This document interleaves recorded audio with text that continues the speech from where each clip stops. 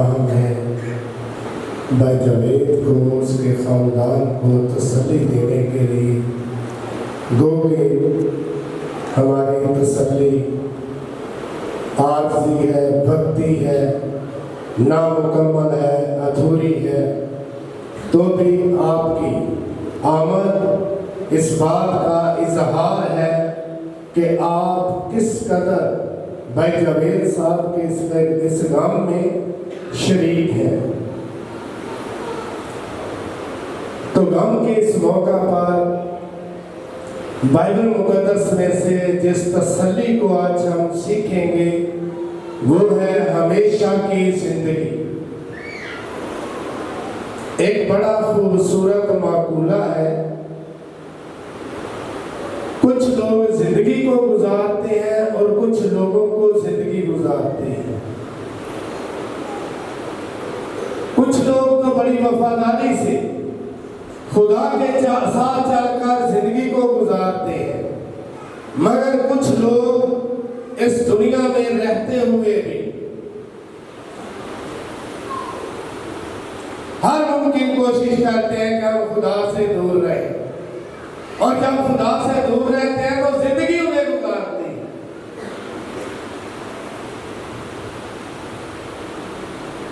جب ہم دنیا کے لٹریچر کا مطالعہ کرتے ہیں تو دنیا کے اندر ہمیں دو طرح کی زندگی کے بارے میں ذکر ملتا ہے۔ ایک زندگی جس کے بارے میں ہم دنیا کے اندر پڑھتے ہیں وہ ہے طبعی زندگی، اور ایک روحانی زندگی۔ لیکن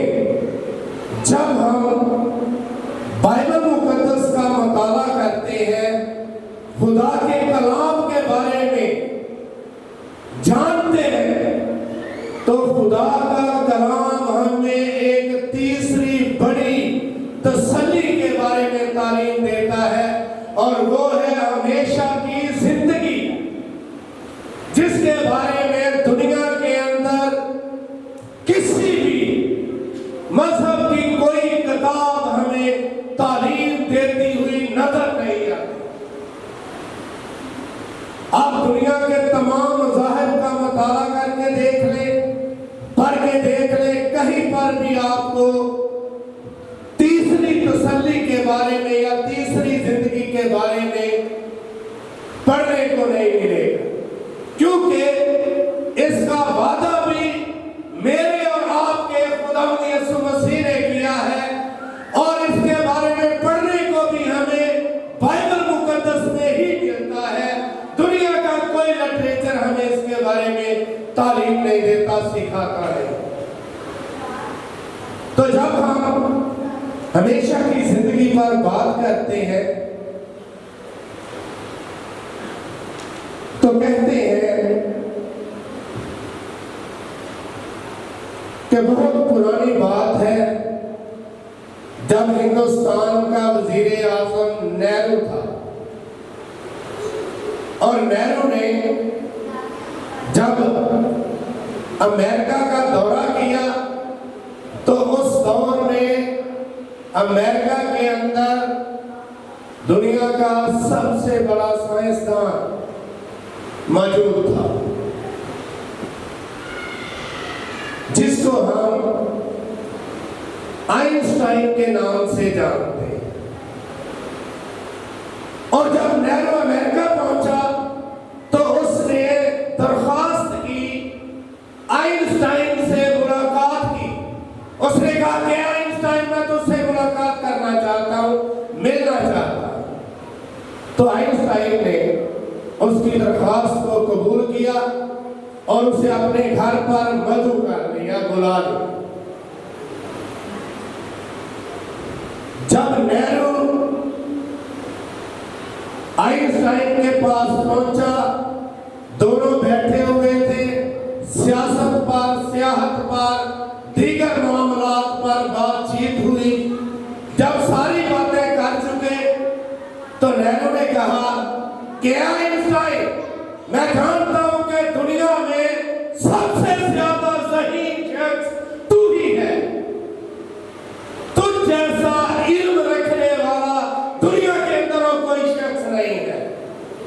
لیکن میں تجھ سے ایک سوال کرنا چاہتا ہوں۔ تو آئنسٹائن نے سوچا کہ دنیا میں ایسا کون سا سوال ہے جس کا جواب آئنسٹائن کے پاس نہ ہو۔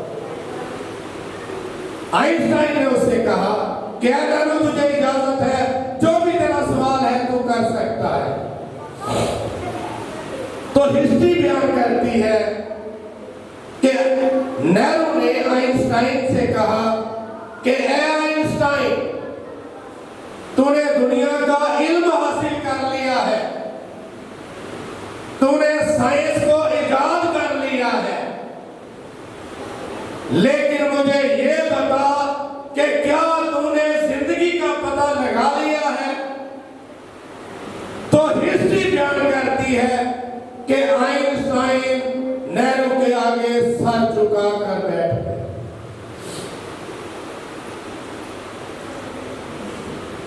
آئنسٹائن کے پاس اس کا جواب نہ ہوگا، دنیا کے لٹریچر کے اندر اس کا جواب نہ ہوگا، لیکن بائبل مقدس جو میرے اور آپ کے پاس موجود ہے تحریری صورت میں، یہ ہمیں زندگی کے بارے میں تعلیم دیتی ہوئی نظر آتی ہے اور سکھاتی ہے کہ کس طرح سے ہم ہمیشہ کی زندگی کو حاصل کر سکتے ہیں اور کس طرح سے یہ ہمیں مل سکتی ہے۔ تو جب ہم زندگی کے بارے میں بات کرتے ہیں، غور کرتے ہیں، تو سب سے پہلے ہمیں طبعی زندگی کے بارے میں کلام مقدس میں پڑھنے کو ملتا ہے۔ طبعی زندگی وہ زندگی ہے جو مجھے، آپ کو، دنیا کے ہر فرد بشر کو ملی ہے اپنے والدین سے، جس کو میں اور آپ بھی گزار رہے ہیں، امریکہ کے اندر بھی دنیا گزار رہی ہے، دنیا کے تمام ممالک کے اندر لوگ گزار رہے ہیں۔ یہ وہ زندگی ہے جو طبعی زندگی ہے جو ہمیں اپنے والدین سے ملتی ہے، لیکن جب ہم اس زندگی کے بارے میں بائبل مقدس میں پڑھتے ہیں تو اس زندگی کو انتہائی مختصر، محدود اور ایسی زندگی کہا گیا ہے جو لمحہ بھر میں ختم ہونے والی زندگی ہے، کیونکہ اس زندگی میں کوئی بھی شخص دعویٰ نہیں کر سکتا کہ میں اتنا عرصہ اس زمین پر گزاروں گا۔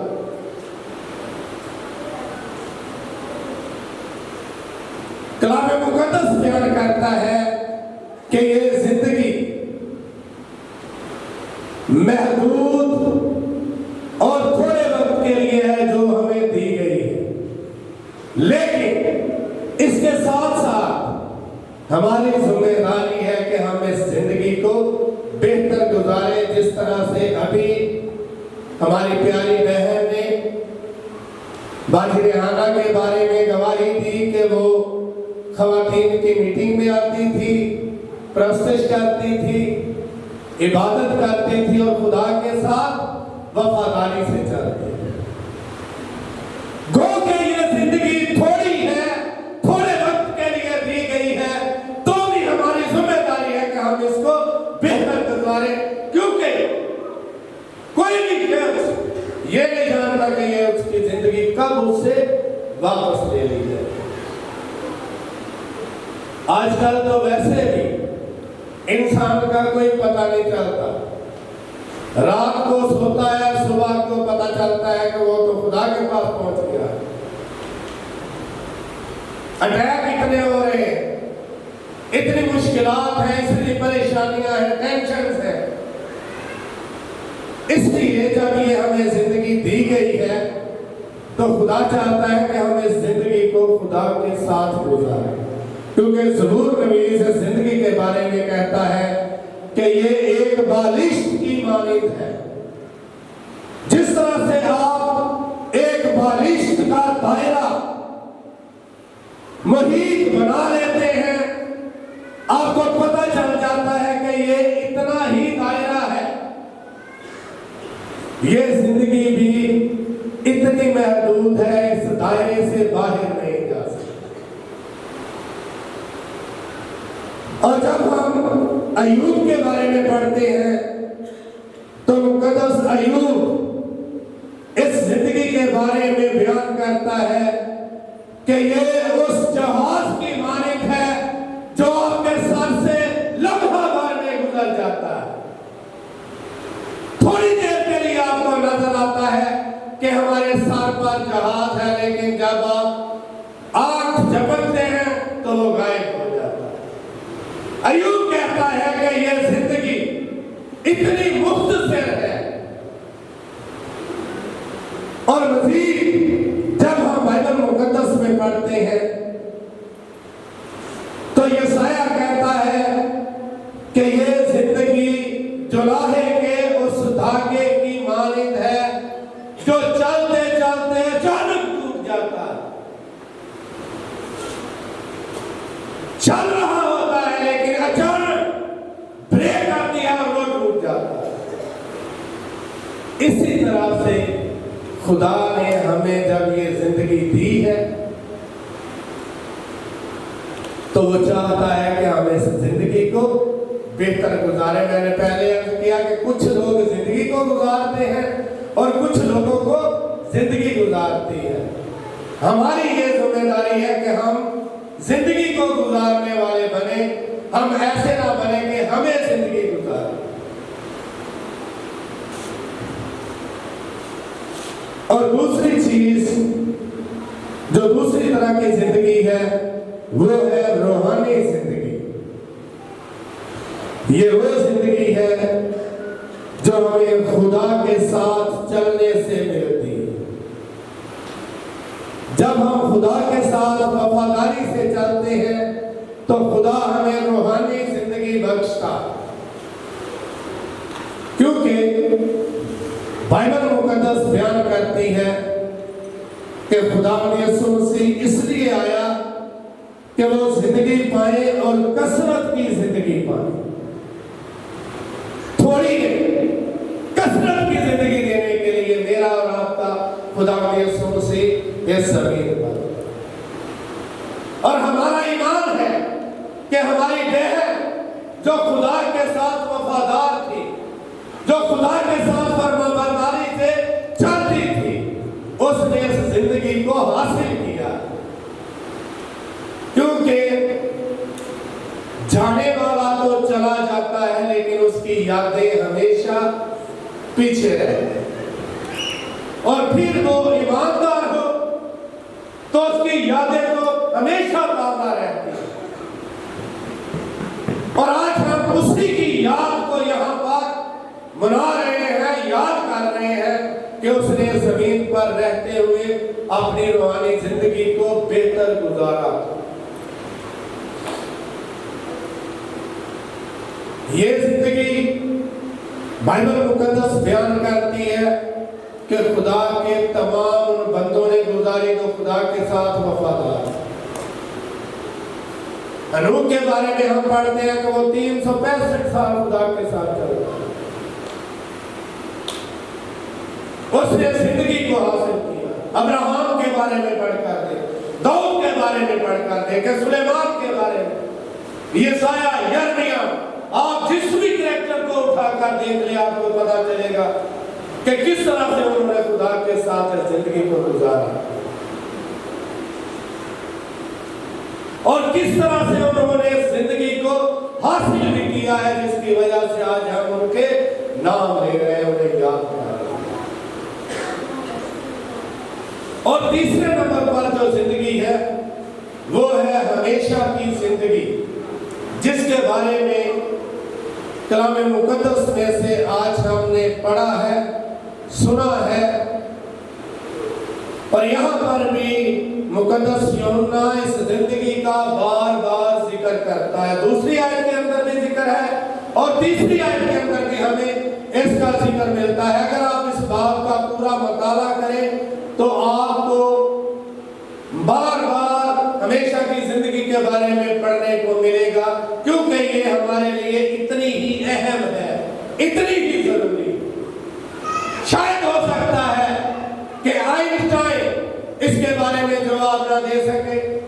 دنیا کا لٹریچر اس کے بارے میں جواب نہ دے سکے، لیکن میری اور آپ کی بائبل مقدس جو کنکریٹ شیپ میں آپ کے پاس موجود ہے، یہ آپ کو اس کے بارے میں جواب دینے کی قدرت رکھتی ہے، کیونکہ اس کے اندر زندگی یہ ہمیں بتاتی ہے کہ ہم کس طرح سے اس ہمیشہ کی زندگی کو حاصل کر سکتے ہیں، کیونکہ لکھا ہے کہ جس کے پاس بیٹا ہے اس پر سزا کا حکم نہیں، اور جس کے پاس بیٹا نہیں اس پر سزا کا حکم۔ آپ دنیا کے اندر جتنے جی چاہے اچھے کام کر لیں، جتنے جی چاہے نیکیاں کما لیں، لیکن جب تک آپ کے پاس بیٹا نہیں ہوگا آپ اس زندگی کو حاصل نہیں کر سکتے۔ ہو سکتا ہے دنیا کے اندر عیدی نے بہت اچھے کام کیے ہوں، لیکن اگر اس کے پاس بیٹا نہیں تو اس کے پاس بھی یہ زندگی نہیں ہو سکتی۔ آپ کے اچھے کام آپ کو اس زندگی میں داخل نہیں کر سکتے۔ اس زندگی میں داخل ہونے کے لیے آپ کو خدا یسوع مسیح پر ایمان لانا پڑے، بغیر خدا یسوع مسیح کے یہ زندگی حاصل نہیں ہو سکتی، اور دنیا کا کوئی بھی شخص اس زندگی کو حاصل نہیں کر سکتا، کیونکہ بائبل مقدس اس کے بارے میں ہمیں بارہا تعلیم دیتی اور سکھاتی ہے کہ جس کا ایمان خدا یسوع مسیح پر ہے اس کے پاس یہ زندگی ہے، جس کا ایمان خدا یسوع مسیح پر نہیں اس کے پاس یہ زندگی نہیں ہو سکتی۔ اسی لیے کہتے ہیں کہ جس کی عبادت اچھی اس کی زندگی اچھی، جس کی زندگی اچھی اس کی موت بھی اچھی، اور جس کی موت اچھی اس کی قبر بھی اچھی، اور جس کی قبر اچھی ہے اس کی آخرت بھی اچھی ہے، اور جس کی آخرت اچھی ہے اس کی جنت بھی اچھی ہوگی۔ یہ ہو نہیں سکتا کہ آپ کی عبادت اچھی ہو اور آپ کی جنت اچھی ہو۔ ہماری پیاری بہن ریحانہ بی بی جو آج ہمارے درمیان موجود تو نہیں، لیکن آپ سب کی موجودگی اس بات کا اظہار ہے کہ وہ کس طرح سے خدا کے ساتھ فرما بردار ہے، اس نے کس طرح سے اپنی زندگی خدا کے ساتھ گزاری، اور جب اس کی عبادت اچھی ہے تو یہ ہو نہیں سکتا کہ اس کی جنت اچھی نہ ہو، کیونکہ جس کی عبادت اچھی ہے اس کی جنت بھی اچھی ہے۔ خدا اسی ایمان میں آپ کو زندگی گزارنے کا فضل بخشے، آمین۔